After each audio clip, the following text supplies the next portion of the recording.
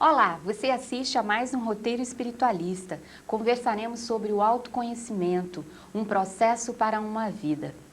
Na atualidade, as tradições espiritualistas e a psicologia têm se cruzado com o objetivo de auxiliar as pessoas nessa travessia. Para nos falar sobre os caminhos da autobusca, está aqui conosco o terapeuta Ronaldo Lindau. Seja bem-vindo, Ronaldo, ao Roteiro. Tudo bem? Bom, para abrir a nossa entrevista, eu gostaria que você conversasse com a gente sobre as raízes deste trabalho de autoconhecimento que você desenvolve com as pessoas.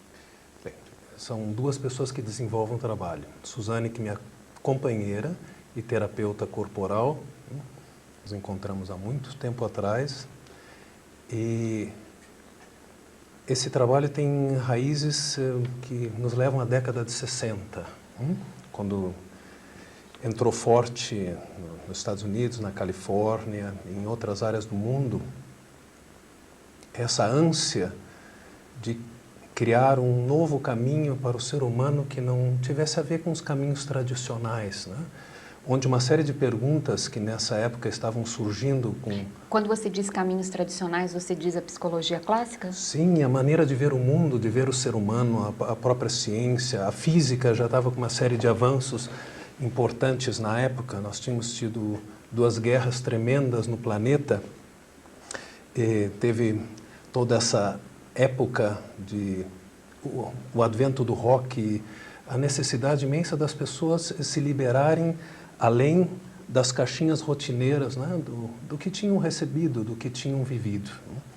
Então, dentro desse contexto, também uma série de cientistas, de livre buscadores e buscadores da verdade, começaram a se reunir pelo planeta e criar realmente as raízes disso que se transformou, veio a ser esse trabalho.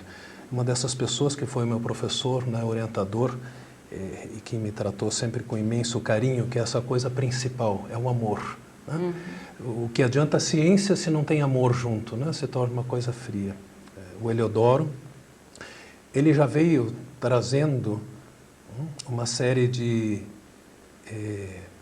buscas dele mesmo como ser humano e se encontrou com outros... Ele era terapeuta também? Sim, terapeuta. Ele trabalhava no Instituto de Gestalterapia no Chile, em Santiago do Chile. Mas fora disso, ele também viajou para fazer buscas espirituais. Ele conheceu o trabalho do Hoffman naquela época que estava surgindo, né?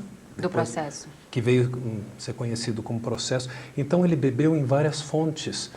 Ele tinha um interesse profundo pela espiritualidade humana, não ligada essencialmente a alguma seita ou igreja tradicional, mas no sentido daquilo que trazemos aqui para esse mundo.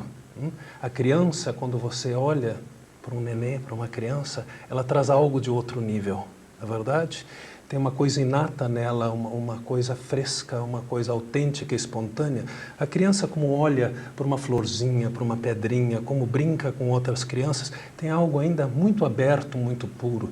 Então se traz de outros níveis. Depois se perde, né, no processo. Social. No processo social, na educação, a questão dos pais, né, a questão da escola. A criança, então, vai criando uma série de estruturas para se adequar ali, para ser aceita, para ser querida, né? E aí se falsifica. Aí vem o nosso ego, né? O tão famoso ego, as nossas máscaras. E o Heliodoro, queria que as pessoas pudessem olhar para si mesmas de uma maneira nova. Não das maneiras antigas, onde se diz, então, você é isto, ou deve seguir tal linha ou qual linha, né? As coisas prontas. Ele desenvolveu um trabalho para que a pessoa se enfrentasse a ela mesma. Quem sou eu? O que eu estou fazendo aqui? O que são esses pensamentos que passam na minha cabeça? Essas emoções que me mobilizam? Então, criou todo um método para que as pessoas se pesquisassem a si mesmas. E como você entrou em contato com o trabalho dele? Isso foi em 84, em Porto Alegre. Quando eu mesmo... Você é gaúcho? Sim, sou nascido em Porto Alegre. E quando eu o conheci, eu me lembro ainda... Ah, você tomou contato pessoal com o trabalho dele? Sim, contato pessoal, como aluno. Eu fui fazer o curso com ele, o curso de autoconhecimento. E o que mais me impressionou não foi o que ele me falou no encontro. Eu me lembro de um senhor, de um homem, que veio, estávamos num lugar onde se fazia meditações em Porto Alegre e ali estavam servindo chá, né? E alcançaram o chá para ele e ele pegou o chá dele e passou para mim. Essa foi a primeira impressão. E eu senti dentro de mim, poxa, eu tenho importância para essa pessoa, ela me considera, não pegou só mecanicamente, tomou o chá. E aquilo me chamou a atenção, aí conversamos, tomei contato com o trabalho, interessei em fazer o trabalho. E ele foi tão forte e tão decisivo na minha vida que eu larguei tudo que eu tinha lá. Para só desenvolver esse trabalho. Isto, e aí eu pedi se eu poderia estudar, poderia aprender, e aí se seguiram 7 anos. De formação com ele. Isto, exatamente. Logo depois ele saiu do Rio Grande do Sul, ficou um período em Santa Catarina, curto, aí veio para Brasília. Em 86 já estávamos em Brasília. E aí eu dediquei os meus recursos, o meu tempo, tudo para aprender isto. O trabalho dele, pelo que eu pude ver, é um trabalho mais voltado para a consciência, uma questão mais mental. E você tem uma preocupação com a questão da consciência corporal. Isto. Como é que é isso no seu trabalho? Bem, nós desenvolvemos da seguinte maneira. Nós acreditamos, por experiência, que somos uma unidade, não é verdade, Ana? Então, antigamente se separava corpo, mente, né? As emoções, espírito. Hoje em dia se sabe, e a ciência avançada também já sabe, que somos uma unidade, né? Somos energia, somos frequência, somos consciência migrando, né? Através desses vários campos. Então o trabalho corporal é fundamental, porque vários mestres das terapias corporais, desde Reich, a bioenergética, e outros tantos, eles perceberam que a criança desde pequeno, ela vai colocando na própria musculatura e na estrutura todas aquelas emoções que ela não consegue expressar. Então uma mãe fala, ei Joãozinho, fala com força e fala, né? Então ele congela uma emoção para tentar enfrentar aquela situação e assim por diante. Isso é um campo bastante vasto, mas enfim, nós trazemos uma série de coisas que às vezes esquecemos na própria estrutura corporal. Então o nosso trabalho trabalha muito uma série de exercícios que são desenvolvidos durante o curso para que a pessoa, exercícios não usuais, né? Não é calistenia, ginástica, mas que vá ajudando a soltar aquelas dificuldades. Trazer a consciência. Isto. Porque é incrível, mas não temos consciência de nós mesmos. Não temos consciência do que sentimos.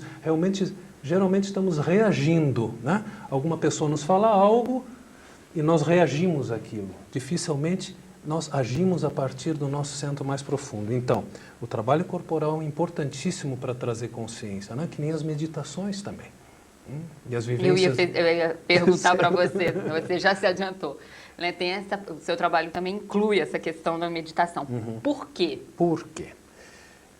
O que seria... Meditação tem várias definições, mas a maneira como nós trabalhamos ela, já na parte mais avançada, para auxiliar a pessoa a entrar em contato com a essência dela. O tal do espírito, na verdade, a espiritualidade. E nós temos uma espiritualidade inata. Quando você vê aquela mesma criança que eu falava há pouco, olhando deslumbrada para o voo de uma mosquinha, o que é aquilo? Senão essa maravilha frente ao que está acontecendo. Depois nós aprendemos nomes para as coisas, né? Já colocamos o símbolo na frente do acontecimento. E aí perdemos o frescor do agora, desse contato direto com a experiência em si. E mais tarde sofremos, né? A raiz mais profunda talvez do nosso sofrimento, Ana, porque já não sabemos quem somos. Não sabemos como voltar para nós. Então a meditação, só para te explicar, ajuda, são uma série de meditações, a pessoa voltar para si, para esse centro mais profundo, que é ela na verdade, e não tudo aquilo que ela acreditava que ela era. Né?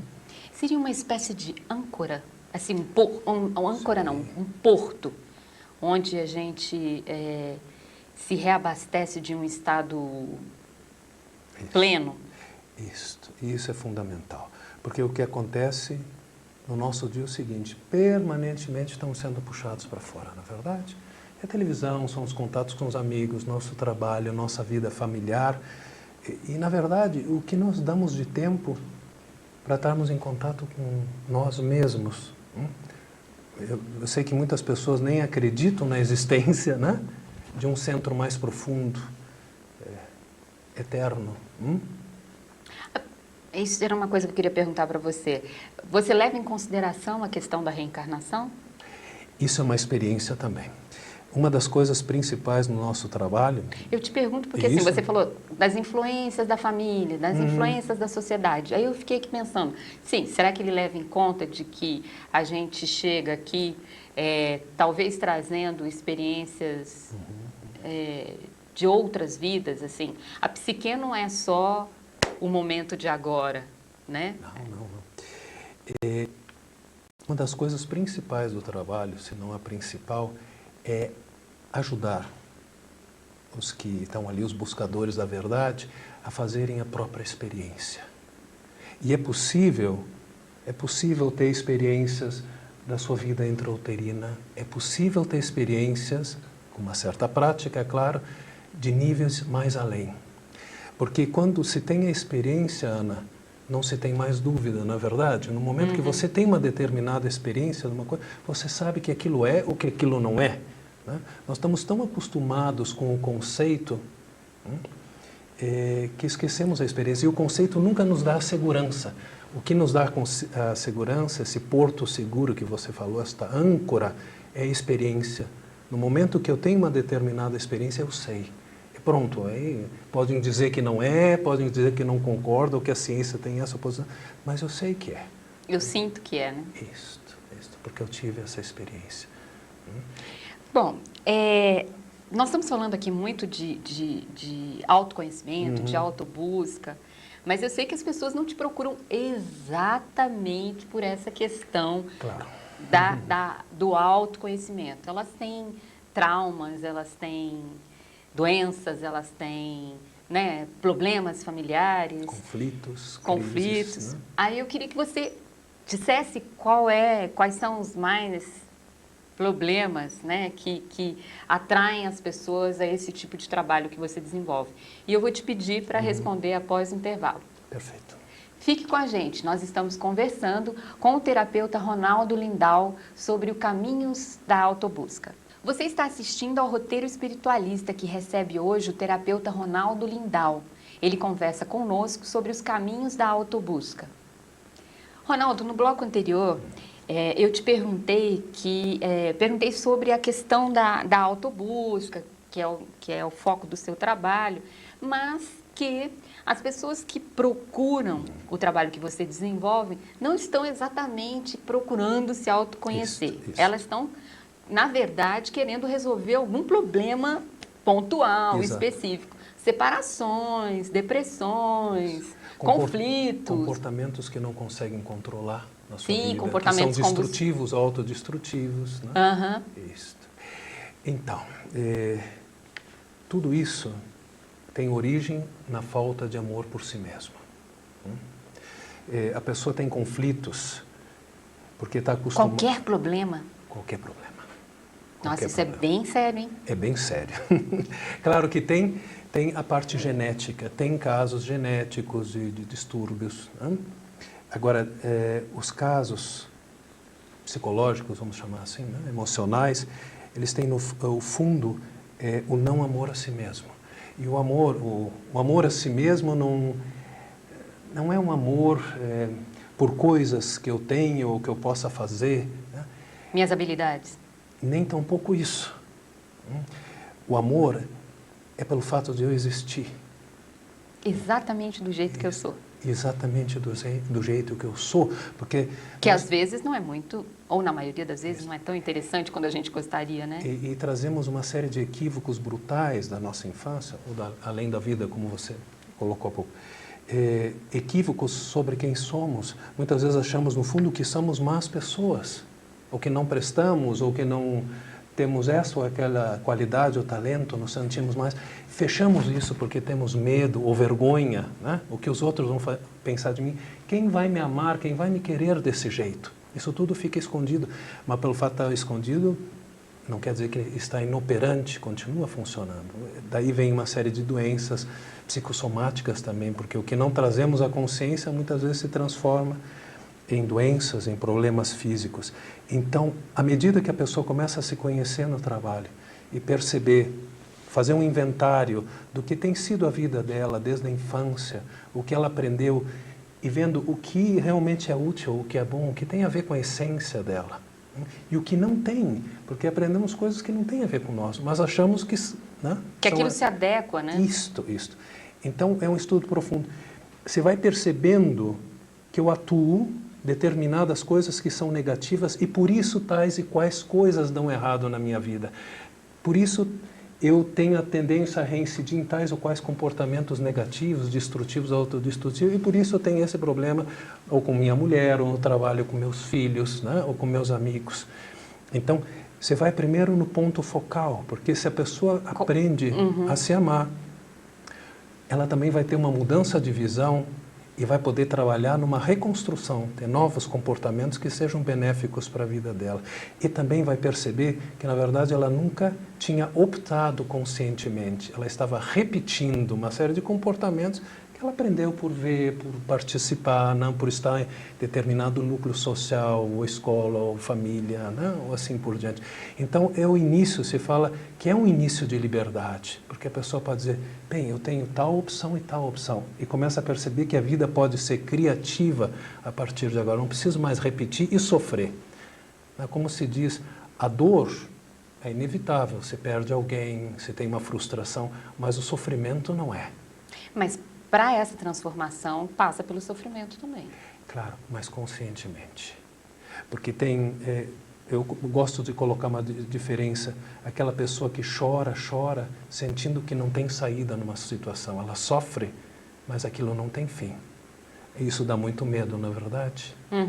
Agora, se vamos de novo, abrimos conscientemente certos momentos dolorosos da nossa vida para compreendê-los e dali extrair um aprendizado que possa mudar os rumos da nossa vida para mais amor, mais felicidade, mais criatividade, não vale a pena? Ah, sim. Sim, é uma questão. Então ali, nesse trabalho, a pessoa vai trabalhar com ela mesma, através dos exercícios que nós damos, né, e acompanhamos, das meditações, dos trabalhos corporais e tudo. Mas é toda uma estrutura para que a pessoa possa fazer, dar uma paradinha no dia a dia, né, e olhar para si. O que eu quero, o que eu preciso, o que eu realmente necessito. E aí não tem limite de idade, na verdade, porque passamos por várias crises e várias fases. A crise é vista positivamente também como, não é, ai meu Deus, que horror, estou numa... Não. Tenho aí uma oportunidade de ir além do que tenho ido na minha consciência, na minha compreensão até agora. Você falou em crise e era essa a pergunta que a próxima pergunta que eu ia fazer a você. A gente nota que as pessoas têm, ao longo da vida, ou várias crises existenciais, ou algumas, né? Até existe um senso comum que diz assim, aos 40, homens e mulheres entram em crise existencial, né? O que você teria a dizer para os telespectadores sobre essa questão da crise? A crise. Antes eu queria concluir, os problemas pontuais sim vão ser atendidos, também junto com isso, mas com esse enfoque que você mudando o centro, também esses problemas pontuais, eles são as portas de entrada, na verdade. É que nem uma dor de dente que lembra você de ir para o dentista, ou a coisa piora. Então as crises são naturais no desenvolvimento humano, são naturais nesse mundo, do jeito que esse mundo funciona. A crise é sempre uma grande possibilidade. Eu peço que as pessoas não digam problema, digam desafio. Digam desafio à minha criatividade, porque nós somos imensamente maiores, temos um potencial riquíssimo que sequer desconfiamos, percebe? Então, abrindo esse potencial, Ana, nós vamos tendo ideias, vamos nos vindo intuições, né? Se vê coisas de uma maneira diferente que se via antes e se pode construir uma vida muito melhor, não só melhor, muito melhor. Sim, algum comentário específico assim sobre as crises? Bem, por exemplo, nós não temos mais o rito de passagem, que ajudaria as pessoas a enfrentar a crise da adolescência, por exemplo, que é tão comentado hoje em dia. O que não sobrou, sobrou o vestibular. Horrível, né? Sim. Eu passei um período na África do Sul, no Zimbábue, na Namíbia, para estudar um pouco. E eles têm coisas muito vibrantes ainda dos ritos de passagem, ou seja, também aqui entre os nossos índios, isso se vê nas culturas que nós chamamos de antigas, não é verdade?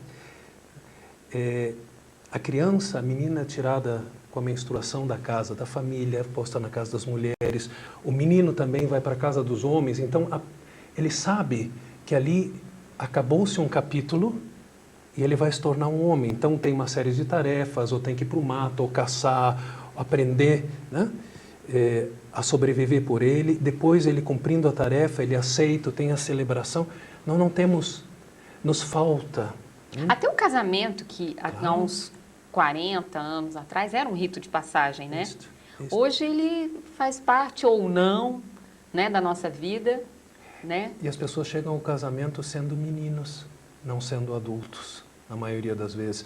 Você chega no casamento por não termos aprendido a nos amar, esperamos que o outro preencha tudo aquilo que nós estamos esperando, né? E logo depois começam os problemas, porque ninguém pode preencher.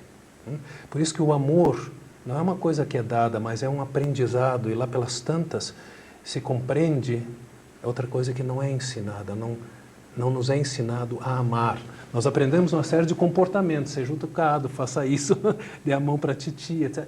Mas amar é um contexto tão mais profundo, é reconhecer que ali existe, né, um ser humano com o mesmo valor que eu e que quer ser bem tratado.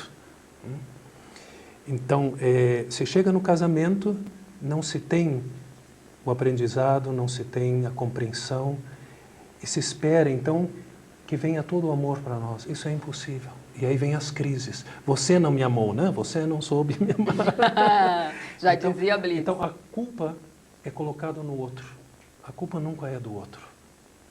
É bom olhar para nós. Essa é outra coisa que procuramos trabalhar muito, que vejamos em nós onde estão as deficiências, os equívocos, os erros, e vamos trabalhar aqui dentro.